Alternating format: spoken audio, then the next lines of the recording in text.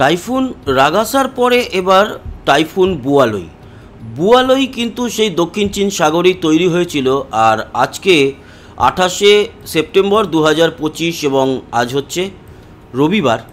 আজকেও কিন্তু আমরা দেখতে পাচ্ছি এই মুহূর্তে তার ল্যান্ডফল শুরু হয়ে গেল। বুয়ালই এই টাইফুনটি এই মুহূর্তে যে আছড়ে পড়ছে ভিয়েতনামের কাছে, তার গতিবেগ বেশ ভয়ঙ্কর। 150 কিলোমিটারের মতো গতিবেগ নিয়ে সেটি কিন্তু 150-রও বেশি 160 কিলোমিটার গতিবেগে আছড়ে পড়া শুরু করেছে। যদিও এখনও প্রপার যে তার চোখ ঘূর্ণিঝড়ের সেটির ল্যান্ডফল হয়নি। এই বিষয়টা আপনাদের আপডেট দিচ্ছি, তার কারণ পরবর্তী সময় এই বুয়ালই নামক যে ঘূর্ণিঝড় সেটি নিম্নচাপ রূপে মায়ানমারে প্রবেশ করবে এবং কিছুটা আমাদের বেঙ্গলে অতটা না হলেও বাংলাদেশ এবং ত্রিপুরা আর আমাদের যে উত্তর পূর্বের রাজ্যগুলো আছে মিজোরাম, তারপরে মণিপুর, নাগাল্যান্ড, এর উপরে কিন্তু খানিকটা এফেক্ট পড়বে। তাই টাইফুন বুয়ালই আপডেট দিয়ে শুরু করলাম। এবার আসবো পুজোর তো শুরু আজকে ষষ্ঠী। যদিও এখন মহালয়ার পরেই পুজো শুরু হয়ে যায়, তবুও মেন তো ষষ্ঠী থেকেই ধরা হয়।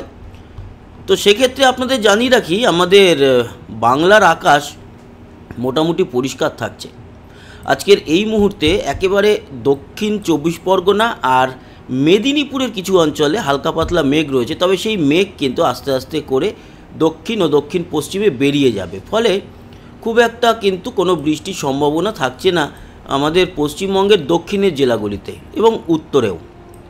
এছাড়া বাংলাদেশের মধ্যভাগে কুমিল্লায়, ঢাকা, তারপরে মিরপুর এই অঞ্চলে অবশ্য খানিকটা মেঘ আমরা লক্ষ্য করতে পারছি মাদারীপুরের দিকে।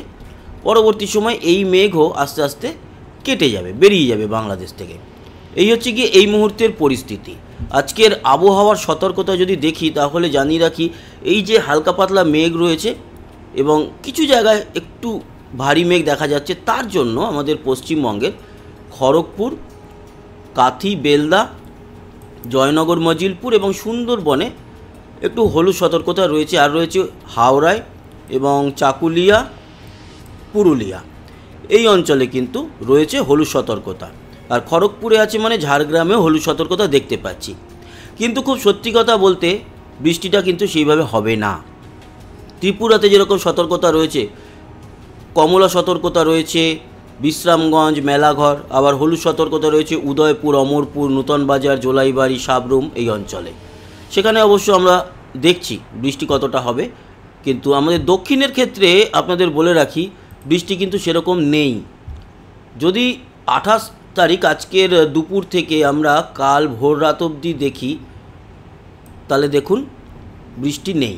এখন একটু হয়তো সামান্য বৃষ্টি হয়েছে পূর্ব মেদিনীপুর, পশ্চিম মেদিনীপুরে, দক্ষিণ 24 পরগনায়।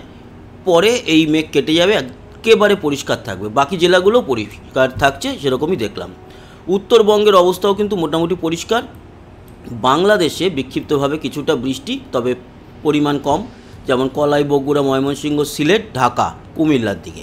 আর হ্যাঁ, ত্রিপুরাতে হলুদ ও কমলা সতর্কতার যে দেখানো হয়েছে সেটার একটা মানে আছে। পুরো ত্রিপুরা জুড়েই বৃষ্টি আছে। অমরপুর, তারপরে শিলচরি বাজার, আমবাসা, উদয়পুর, বেলোনিয়া, এদিকে আগরতলাতেও বৃষ্টি আছে, আমবাসা। মোট কথা ত্রিপুরা জুড়ে বৃষ্টি। আর সবচেয়ে বেশি বৃষ্টি দেখা যাবে এই উদয়পুর, অমরপুর, নূতন বাজার, তেলিয়ামুড়া, আমবাসা এই অঞ্চলে। শিলচর কিন্তু বৃষ্টিমগ্ন থাকবে। বাকি আসাম পরিষ্কার, উত্তরবঙ্গ পরিষ্কার, দক্ষিণ বাংলাদেশ পরিষ্কার, আর আমাদের দক্ষিণবঙ্গ তো পরিষ্কার বললামই। আর কাল সকাল থেকে যদি আমরা দেখি, কাল সকাল থেকে রাত 12টা, কালকে সপ্তমীর দিন কোথাও কোনো বৃষ্টি কিন্তু দেখা যাচ্ছে না। তার মানে কালকে সারা দিন পরিষ্কার থাকছে। এবং রাত্রির থেকে যদি পরের দিন সকাল অবধি দেখি, তাহলে 30 তারিখ রাত অবধি যদি দেখি, দক্ষিণবঙ্গ একেবারে পরিষ্কার থাকছে 1 তারিখ পর্যন্ত, কোনো টেনশান নেই। উত্তরে কিছু কিছু জায়গায় সামান্য বৃষ্টি আছে। ওভারঅল কিছুটা বৃষ্টি আমরা পাবনা, শৈলকুপা, ফরিদপুর, সিরাজগঞ্জ, তারপরে সিংড়া এই অঞ্চলে দেখতে পারবো, কিন্তু বৃষ্টির পরিমাণ কম। ত্রিপুরাতে কালকেও কিন্তু রাতের দিকে আমরা হালকা পাতলা বৃষ্টি দেখতে পাচ্ছি, রাতের পরে। এটা মোটমাট কথা আজকে 28 তারিখ, এটা 29 তারিখ যেটা দেখতে পেলাম। তার মানে আমরা আজকে সেরকম কোনো বৃষ্টি আর পাচ্ছি না, ত্রিপুরা ছাড়া। ত্রিপুরাতে মোটামুটি ভালো বৃষ্টি এবং বাংলাদেশের কিছু অঞ্চলে বৃষ্টি থাকছে। পরবর্তী সময় আমরা যেটা পাচ্ছি সেটা হচ্ছে আগামীকালকে পুরো পরিষ্কার থাকছে। আগামী পরশু দিন যদি দেখা হয় মানে 30 তারিখ, তাহলে 30 তারিখের দিনটাও আমাদের মোটামুটি দক্ষিণবঙ্গ পরিষ্কার, কিন্তু উত্তরে বৃষ্টি হবে মালদা, 2 দিনাজপুরে, আলিপুরদুয়ার, এছাড়া বাংলাদেশ জুড়ে বৃষ্টি, একেবারে দক্ষিণে একটু পরিষ্কার। আর ত্রিপুরাতে সেদিনও ভালো বৃষ্টি থাকবে। তার মানে শিলচরে বৃষ্টি থাকবে, আসামের ডিব্রুগড়ে বৃষ্টি থাকবে।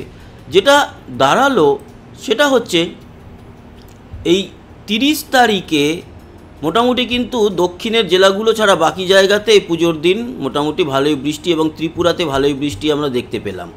তার পরবর্তী সময় 2 তারিখ অবধি যেটা আমরা দেখতে পেলাম, 2 তারিখ মানে 1 তারিখ মাঝরাত অবধি, তাতে দক্ষিণে খুব একটা কিছু নেই, উত্তরে হালকা মাঝারি, কোথাও কোথাও একটু ভারী বৃষ্টি আছে, বাংলাদেশে আছে কিছু জায়গায়, ত্রিপুরাতে বৃষ্টিটা চলবে।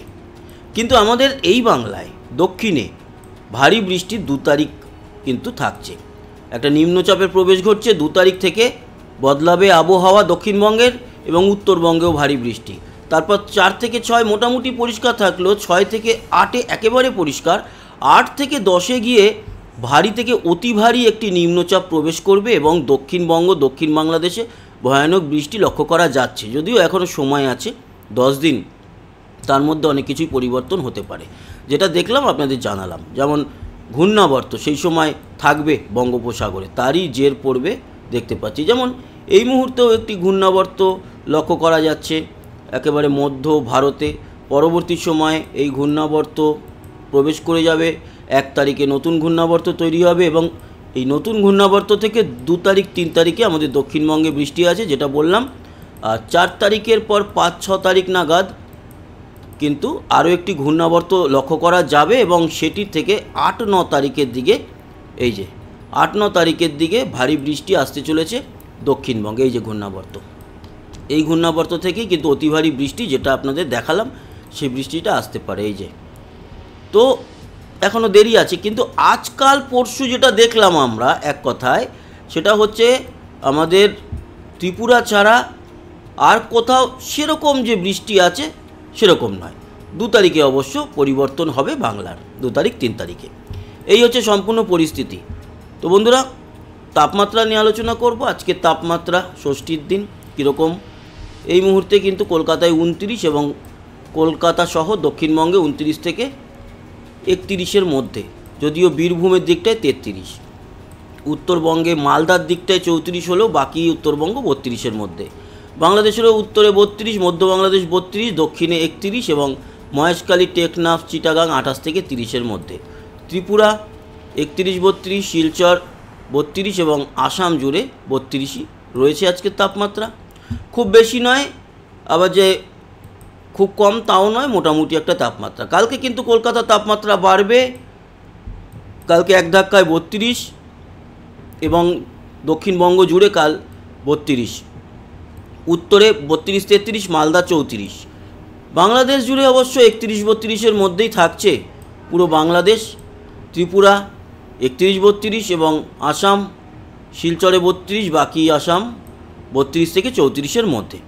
এই হচ্ছে গিয়ে সম্পূর্ণ আলোচনা করলাম আপনাদের সঙ্গে। আশা করি এই আলোচনা ভালো লেগেছে। পুজোতে সেরকম একটা বৃষ্টি নেই ত্রিপুরা ছাড়া, সেটা নিশ্চয়ই আপনারা ভালোভাবেই দেখছেন। তো এই ছিল আপডেট। সবাই ভালো থাকবেন, আবার দেখা হবে, টাটা।